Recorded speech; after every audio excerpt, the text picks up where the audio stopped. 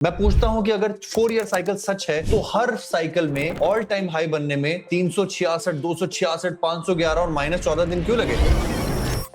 ये जानिएगा, अगर 4 year cycle सच है तो साइकिल टॉप आने में 259 दिन और 584 दिन क्यों लगे? हर बार सेम क्यों नहीं? अगर 4 ईयर साइकिल सच है तो वो क्रिप्टो में क्यों? स्टॉक मार्केट में 4 साल के बाद बेयर साइकिल क्यों नहीं आती? The cycle should peak at the end of 2026, not 2025. अगर 4 ईयरली साइकिल सच है तो हर बार इंडस्ट्रियल आउटपुट क्रिप्टो के बुल बाजार में पीक पर क्यों जाता है और इस बार वो धरातल पे क्यों है? स्वागत है दोस्तों आपका इस इंपॉर्टेंट 5 ईयर की साइकिल के एनालिसिस में। आप लोगों ने ढेरों कमेंट्स किए थे पिछली लाइव में और कहा था कि रोहित भाई एनालिसिस कीजिए कि क्यों बहुत सारे विशेषज्ञ मान रहे हैं कि इस बार 4 ईयर साइकिल नहीं 5 ईयर साइकिल होने वाली है। क्यों बिलियनर रॉल पॉल को लगता है कि क्रिप्टो इस साल बहुत पंप होगा? क्यों बिटमैक्स एक्सचेंज के फाउंडर आर्थर हेज कहते हैं कि 4 ईयर साइकिल डेड है? क्यों सीजी को लगता है कि एक सुपर साइकिल शुरू होने वाली है? इन सब के ऊपर डिस्कशन करेंगे। मैं यहाँ पर आपको ख्वाब नहीं सच्चाई दिखाऊंगा, तो वीडियो को अंत तक देखिएगा। अगर इस वीडियो में बताए गए एनालिसिस आपको अच्छे लगे तो वीडियो को एक लाइक दे दीजिएगा। इतना करके ही आप अपनी सपोर्ट दे सकते हैं। गाइस ये सारा एनालिसिस तो ठीक है, but nothing in this video is financial advice. ये वीडियो सिर्फ और सिर्फ एजुकेशन पर्पस से है। मैं रजिस्टर्ड फाइनेंशियल एडवाइजर नहीं हूं, तो मैं आपको फाइनेंशियल एडवाइस नहीं दे सकता।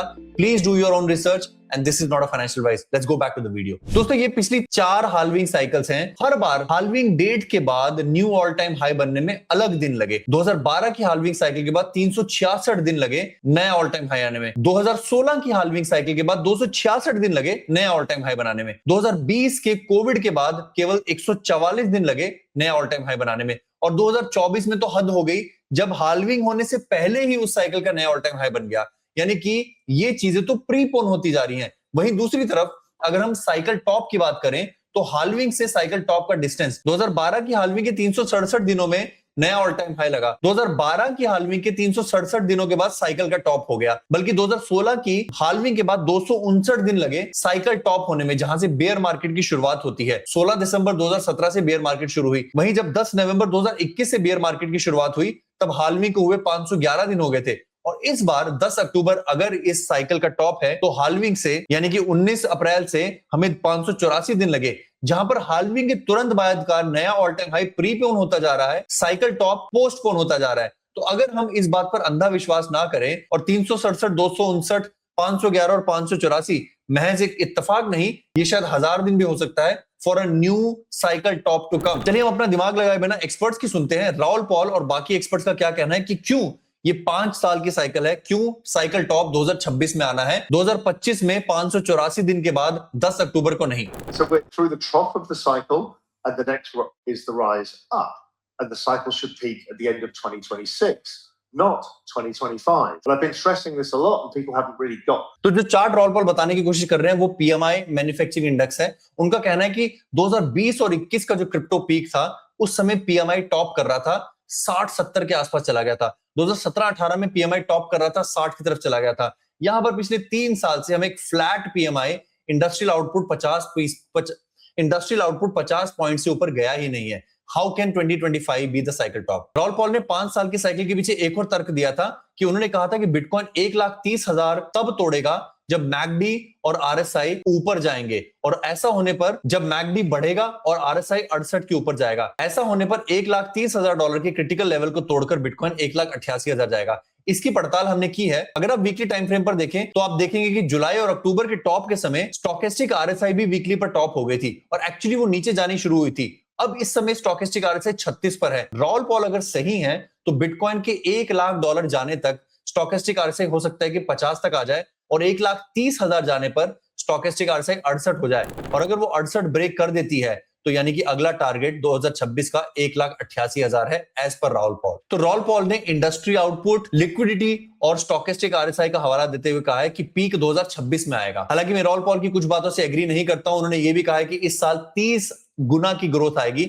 आई डोंट एग्री विद दैट। इनके बंधु आर्थर हेज का भी कहना है, जो क्रिप्टो में काफी बुलिश रहते हैं, हमने इनको काफी इवेंट्स में सुना है कि 4 ईयर साइकिल डेड है। इन्होंने इसके ऊपर कारण दिए हैं यूएस के ट्रेजरी का decision, liquidity injection, from the back door और अमेरिका का सबसे ऊपर जाना। इन्होंने कहा कि पिछले सालों में चाइना की तरफ से लिक्विडिटी आई थी, बट इस बार ज्यादा तगड़ा पैसा अमेरिका की तरफ से आएगा 2026 में। वहीं सीजी ने भी 2026 की सुपर साइकिल पर अपनी मोहर लगाई है और reason massive liquidity expansion, rate cut cycle, balance sheet loosening, risk asset attraction, ये सारी चीजें जो हम बताते आते आए। गाइस एटलीस्ट टेक्निकल्स तो ये बता रहे हैं कि एक वीक Q4 के बाद एक अच्छे Q1 की शुरुआत हुई है। ये बहुत ही रेयर देखा गया कि क्वार्टर 4 में बिटकॉइन 23% गिरा हो, वो भी पोस्ट हाल्विंग ईयर में। इससे पहले भी एक बार ऐसी गिरावट देखी गई है, बट वो साल इस तरह का बुलिश साल नहीं था। मंथली की बात करें तो बिटकॉइन में क्वार्टर 3 में हर तीनों महीने नेगेटिव जाना 2018 के बाद पहली बार देखा गया है। तो गाइस 2026 के बुलिश होने के कुछ 4-5 कारण है। अगर मैं कंक्लूड करूं तो फेड की बैलेंस शीट का एक्सपेंशन होना, 2 से 3 इंटरेस्ट रेट कट होना, जिसका मतलब खाली इंटरेस्ट रेट कट नहीं है, इंटरेस्ट अभी 3% की रेंज में है।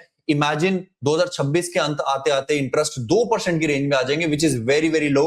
नए फेड का आना जो कि मई के आसपास आएंगे। सुप्रीम कोर्ट अगर टैरिफ के डिसीजन को रिवर्स कर देता है तो इसके चलते पूरी दुनिया भर के बाजारों में जो लहर आएगी कि हर देश का जो टैरिफ का दबाव है वो कम हो जाएगा। अगर ये चीज नहीं भी होती, अगर सुप्रीम कोर्ट कहता है कि नहीं आप बिल्कुल सही कह रहे हो, टैरिफ सही है, तो डोनाल्ड ट्रंप शायद $2000 लोगों में बांट दें, लोगों में पैसा नहीं आएगा।